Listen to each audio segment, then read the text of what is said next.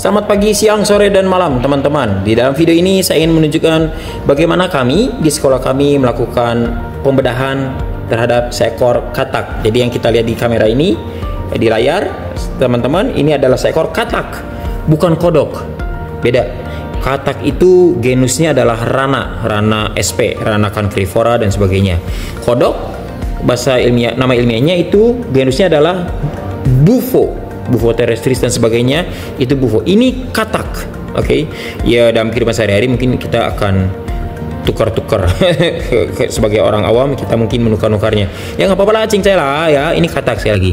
Tentu saja pembedahan katak di sekolah tujuannya adalah untuk melakukan pengamatan baik morfologi maupun anatomi dari si katak tersebut, dari rana tersebut. Maka mari kita melakukannya bersama-sama melalui video ini. Nah, ini adalah sang katak. Kita lihat ya. Ada perbedaan antara katak dan kodok, diantaranya satu, kulit katak itu licin, lengket maksud saya, lengket dan relatif tidak garinjul katanya tidak banyak tonjolan ya, dan lengket nih, sticky, oke. Kodok beda, kering dan dia warty, warty, artinya banyak tonjolannya, oke. Tidak lengket kayak gini, itu kodok. Perbedaan pertama. Perbedaan kedua, mata. Nih, mata pada katak itu lebih bulging, lebih menonjol. Ini agak turunnya udah kasihan nih karena obat bius. Matanya lebih menonjol kayak keropi. Kalau kodok matanya itu lebih di samping dari kepalanya sehingga dia tidak semenonjol katak. Itu perbedaan kedua. Perbedaan ketiga, mari kita lihat. Ini tungkai belakangnya. Wow, muscular. Oke, perbedaannya tungkai belakangnya panjang dibandingkan dengan tungkai depannya nih. Tuh hanya segitu ya, hanya segitu. Tungkai depannya itu memiliki 4 jari tidak berselaput, tungkai belakangnya 5 jari dan berselaput. 5 jari berselaput. Nah, seperti itu. Nah, tungkai panjang ini desain begini oleh Yang Maha Kuasa karena memang desainnya adalah untuk melompat. Desainnya adalah untuk melompat. Ya, sehingga dia bisa menghasilkan lompatan yang sangat jauh. Beda dan kodok, ini katak ya, panjang tungkai belakangnya. Kodok tungkai belakangnya tidak sepanjang ini karena desainnya bukan untuk melompat tapi untuk berjalan. Jadi kuat. Ya, ini kuat untuk melompat seperti itu. Untuk menghasilkan efek pegas yang membuat dia melompat dan dia hilang. I'm back. Oke, itu morfologinya masih belum selesai sih sebetulnya. Ini kepala. Oke, selain kita kembali ke kepala, di bagian sini ada external nares, lubang hidung luar, ya. Lalu ini mata. Lalu ada membran timpani di sini, berperan dalam pendengaran, membran timpani. Oke, kalau kita buka mulutnya, saya akan coba buka dulu sebelum menunjukkan kepada teman-teman. Saya coba buka dulu mulutmu. Nah, ini mulutnya. Aduh, susah ya nunjuknya. Oke, ini mulutnya ya teman-teman. Nah, ini. Jadi kalau kita lihat di sini, ada bagian yang seperti huruf V terbalik. Ini nih. Silakan dirasakan kalau punya kesempatan dirasakan. Ini kayak kikir agak tajam. Ini namanya gigi maksila. Gigi maksila ini. Oke, ini gigi maksila. Mana nih pinset saya? Oh ini gigi maksila nih. Mana nih? Nah ini gigi maksila.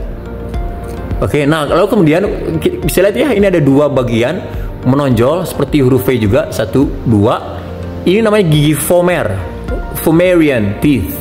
Gigi vomer. Di sini ada 2 lubang, tepat di bawahnya gigi vomer. Ini adalah internal nares atau lubang hidung dalam. Kalau ini lubang hidung luar, mana sih? Ini lubang hidung luar, maka yang ini lubang hidung dalam. Nah, di dalam situ ya. Nah, kemudian kita punya opening di daerah sini di bagian tengah-tengah mulut. Saya ubah ke posisi kameranya agak susah. Kalau ini kelihatan menonjol, ini adalah mata ya. Nah, bagian tengah situ, di bagian tengah sana. Nah, ini nih, ini moga-moga kelihatan. Kalau tidak kehalang oleh tangan saya, maaf teman-teman. Tuh, ada lubang ya. Itu ada lubang Eustachius, saluran Eustachius 2 buah. Di bawahnya tonjolan mata itu, tonjolan dalam mata. Ya, di tengah-tengah nanti ada di sini. Itu ada gut opening menuju ke esophagus. Kalau jantan, ini betina. Ini katak betina. Kenapa ini katak betina? Karena kita lihat di sini rahang bawahnya, bagian sini warnanya ya memang ada bercak tapi kayak begini. Kalau yang jantan itu ada bercak yang warnanya lebih hitam, lebih gelap di sini dan di sini, di dua tempat, saat sini dan sini. Itu adalah kantung suara, hanya jantannya punya. Dan buat apa kantung suara itu?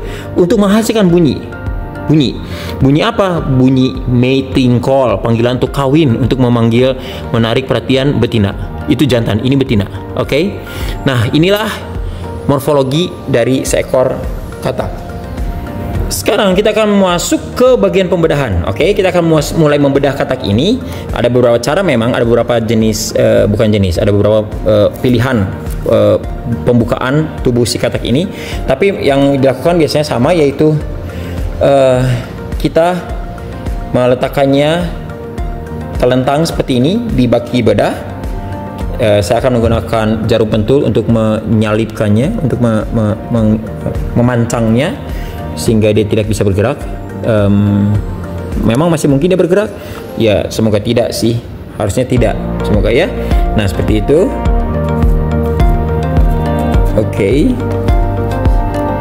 Alright, so I have here the already immobilized frog. Yes, of course it's immobilized. It's already like put to sleep, udah tidur ya. Nah, bagaimana caranya? Saya akan mencoba menunjukkannya untuk teman-teman ya. Saya akan menggunakan pinset. Saya akan menggunakan pisau bedah. Ada dua macam. Kenapa? Karena yang besarnya relatif tumpul. Kami tidak menggunakan scalpel atau pisau bedah. Oh, tadi saya salah ngomong kayaknya. Ini gunting bedah maksudnya, teman-teman. Gunting bedah. Kami tidak menggunakan pisau bedah. Berbahaya untuk siswa, peserta didik. Takut ada kecelakaan seperti itu. Kita hindari ya. So, bagaimana cara melakukannya? Gampang. Bagi yang sudah pernah melakukannya, bagi yang belum, mungkin kita akan mendapati juga, semoga, bahwa ini tidak susah. Oke, saya akan menggunakan pinset ini untuk mempinch bagian kulit ini di sini, bagian bawah ini, selangkangannya. Oke, saya pinch ke atas seperti itu. Saya akan menggunakan gunting. Saya pakai gunting yang kecil karena tajam, karena saya membutuhkan ketajamannya. Saya belum pakai gunting yang ternyata tidak cukup tajam juga. Nah, saya coba pakai yang besar. Mana yang lebih baik? Kita coba lihat. Okay, still not so sharp, unfortunately. But ya, saya sudah membuka kulitnya seperti ini. Oke, saya sudah membuka kulitnya seperti ini. Kita akan menggunakan bagian yang tumpul selalu sedapat mungkin. Ketika kita hendak memotong tubuh suatu spesimen, kenapa kita tidak menggunakan bagian yang tajam di sebelah dalam? Kita pakai yang tumpu sebelah dalam karena kita tidak ingin menimbulkan bukaan luka yang bisa membuat tubuhnya menghasilkan darah yang bisa mengganggu pengamatan kita. So ya, ini karena seperti tadi. Nah, segitu aja dulu mungkin ya. Saya tidak akan terus membuka kulitnya, tapi tanpa saya sadari saya sudah mengekspos tubuhnya. Ini otot perutnya, abdominal muscle. Saya akan mencari gunting lain, teman-teman.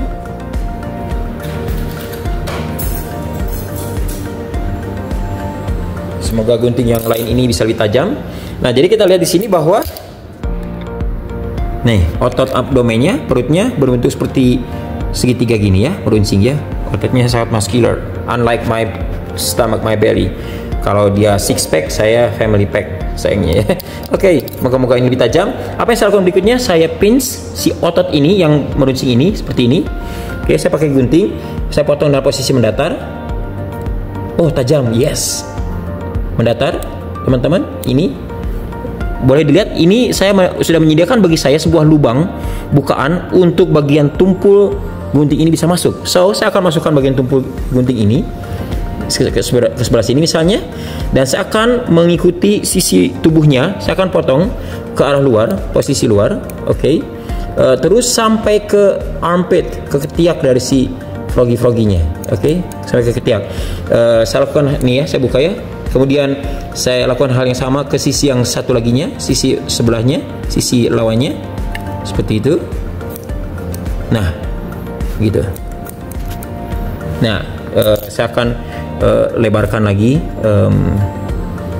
lengannya si katak, dan dengan pemotongan tadi, oh maaf, tertabrak. Ya, sudah terbuka, maka saya bisa menggunakan jarum pentul untuk menarik si otot ini, taruh ke atas. Nah, seperti ini. Inilah katak yang sudah terbuka seperti ini. Oke, mari kita sekarang sama-sama amati, ya. Kita sama-sama amati. Kita lihat di sini bahwa ini, aduh, maaf jari saya mengganggu ya. Maaf, ini adalah katak yang sudah terbuka. Ini otot pahanya, ini tungkai belakang atas, ya. Nah, seperti kita tahu tadi ini katak betina, maka ini yang hitam teman-teman adalah ovarium. Oke. Ini yang warnanya merah gelap ini adalah liver atau hati. Hati itu biasanya terhubung dengan kantung empedu. Oke, kita akan coba ini. Lihat ya, ini agak nyangkut begini. Kenapa? Karena memang organ tubuh pada katak, seperti juga pada ikan dan seperti juga pada tubuh kita, itu kemungkinan besar akan dibungkus oleh jaringan ikat yang disebut mesentery. So we really need to remove the mesentery. Semoga saya tidak menimbulkan luka. Nah, itu ya, saya coba buka. Nah, itu mesenterinya sudah saya coba untuk singkirkan. Katak ini sudah dibius cukup lama, dari pagi, mungkin sekitar 2 jam yang lalu. Jadi biasanya ini jantung teman-teman. Saya akan coba balikan HP saya sebentar. Ya, jadi ini sebetulnya jantungnya. Pada katak jantungnya itu terdiri atas 3 ruang, 2 serambi dan 1 bilik, ya. Sudah tidak berdenyut. Biasanya kalau masih baru dibius. Katak itu dibunuh di sekolah ini dengan cara dibius. Sebetulnya saya berharap sekolah-sekolah bisa memiliki dekapitator, itu lebih bagus, lebih ramah buat si katak. Sehingga kita dekapitasi si katak tersebut, ya, memastikanlah kematian cepat, ya. Kalau kayak gini kasihan. Negara-negara maju seperti the UK, Inggris, mereka tidak lagi melakukan pembedahan katak hidup seperti ini. Itu yang dikatakan oleh seorang pemateri, keynote speaker dalam sebuah seminar dari Inggris, ya. Nah, ini jantung, ini ada liver, dan namanya liver, hati, dia menghasilkan empedu. Oke. Nah, hati selalu terhubung dengan kantung empedu. Hati selalu terhubung dengan kantung empedu. Saya akan letakkan lagi kameranya. Okay, hopefully you can still have good view of what's going on. So ya, ini hatinya, yang ini yang merah marun gelap banget ini masih terbungkus oleh mesenterium. Oke, saya mau nyari kantung empedunya. Kantung empedunya warnanya biasanya agak hitam samar-samar. Ini nih teman-teman, kau bisa lihat ya. Ini hatinya. Nih, kalau lihat ada yang agak hitam abu di sebelah sini. Belum terlihat jelas sih, maaf. Di sebelah sini kita akan coba. Inilah kantung empedunya, gallbladder. Saya akan coba isolate the gallbladder for you. Let's hope that I can do that smoothly without any problem. So here it is. Let's just open it. Let's get rid of the liver. Now get rid of the liver. Kalau saya lakukan seperti ini, maka keutuhan dari si organ menjadi terganggu. Tapi ya, ini rupanya tadi video saya terpotong teman-teman, maaf ya. So ya, ini rupanya sudah saya buka. Jadi sekali lagi, ini adalah usus yang mesenteriumnya udah dibuka, lepasin. Ini yang tergantung di sini adalah spleen atau limpanya. Oke, ini lambung, masih terikat mesenterium. Lambung, usus, tadi ada limpa ini, dan ini adalah bagian rektumnya lah, ya. Ini bagian hampir akhir sampai ke sebelum nyampe ke kloaka. Kloaka adalah satu-satunya lubang yang ada di tubuh si katak ini. Yang maksudnya saya tidak bisa lihat dalam mulut ya. Di bagian belakang sini, kloaka adalah saluran dari bukaan atau keluaran dari 3 saluran.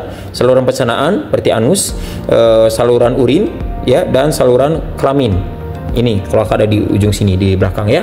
Nah, ini nih hitam teman-teman. Sekali lagi ini adalah ovarium. Oke, ini ada ovarium. Kalau kita singkirkan ovariumnya, lihat ya, masih juga dibungkus oleh mesenterium ovarinya. Mari kita singkirkan ovariumnya, ovary. Nah, ovary, ini terrusak oleh saya, maaf teman-teman. Ini ada warna merah di sini, di bagian dorsal punggung dari si katak. Ada 2 kanan dan kiri. Ini adalah ginjalnya. Oke, ini ginjalnya. Yang putih ini yang nguriwil. Nah, ini adalah oviduct. Ini betina. Ini ovarium, ini oviduct atau fallopian tube atau tuba fallopi. Oke. Apalagi di ginjal ini kemudian ada yang warnanya agak lebih terang. Itu adalah kelenjar ada kelenjar adrenal ya pada ginjalnya. Kemudian apa lagi yang saya belum tunjukkan? Ya, demikianlah. Kelihatannya sudah. Semoga sudah ya. Jadi sekali lagi ini adalah katak yang sudah dibedah dengan bagian lambung, usus tidak terdiferensiasi menjadi usus besar dan usus halus. Ini si spleennya, limpanya. Ini adalah si rektumnya, nanti berujung di kloaka sama-sama dengan saluran kencing dan saluran kelamin. Ini adalah ovary, ini adalah oviduct. Oke, ginjal dan adrenal di sini. Ini ginjal yang merah di bagian dorsal, dinding dorsal dari tubuhnya. Adrenal di atasnya. Sekali lagi ini jantung, 3 ruangan, liver, hati, dan gallbladder yang tadi warnanya hitam abu. Demikian pembedahan katak yang bisa saya tunjukkan. Semoga bisa membantu kita dalam melakukannya di sekolah. Terima kasih sudah menyimak teman-teman. Goodbye.